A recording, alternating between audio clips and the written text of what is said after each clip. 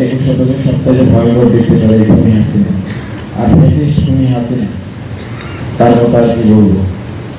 সে নিজে এত বড় ডিক্টেটর, আমি বলতে চাই যে পৃথিবীর ইতিহাসের অন্যতম ভয়ঙ্কর একজন ডিক্টেটর। এবং আমি ব্যক্তিগতভাবে মনে করি 21 শতকের সবচেয়ে ভয়ঙ্কর ডিক্টেটর এই খুনি হাসিনা। এই ব্যাপারে কারো দ্বিমত থাকা উচিত নয়। তারা বললো শেষ পর্যন্ত সে পরিষ্কারই করে দিল, আমরা যারা এই যৌক্তিক আন্দোলন করছি আমরা আসলে রাজাকারের বাচ্চা। আসলে মানুষকে কতভাবে ডিহিউম্যানাইজ করা যায় এটা হলো তার প্রমাণ।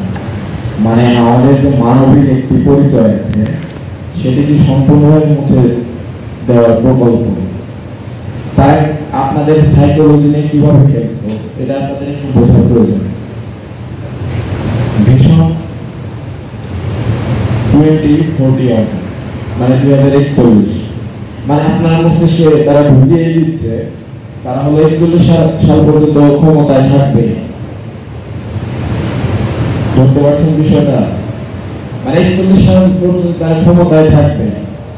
তারা আমাদের অনেক কিছু দেখাতো, অনেক উন্নয়নের গল্প শোনাতো, মিডিয়ায় অলওয়েজ প্রোপাগান্ডা, সেগুলো প্রোপাগান্ডা হিসেবে ছড়ানো হতো। আমরা যারা বিভিন্ন প্রান্তিক জায়গায় আছি তারা টিভিতে যা দেখতাম সেগুলো বিশ্বাস করতাম। বাস্তবতা যখন আমরা গেলাম ইনভেস্টিগেট করতে বিভিন্ন সেক্টরে, স্টুডেন্টরা গেল, আপনারাও গিয়েছেন বিভিন্ন জায়গায়, দেখেছেন কি পরিমাণ অনিয়ম আর দুর্নীতি। ওই যে বললাম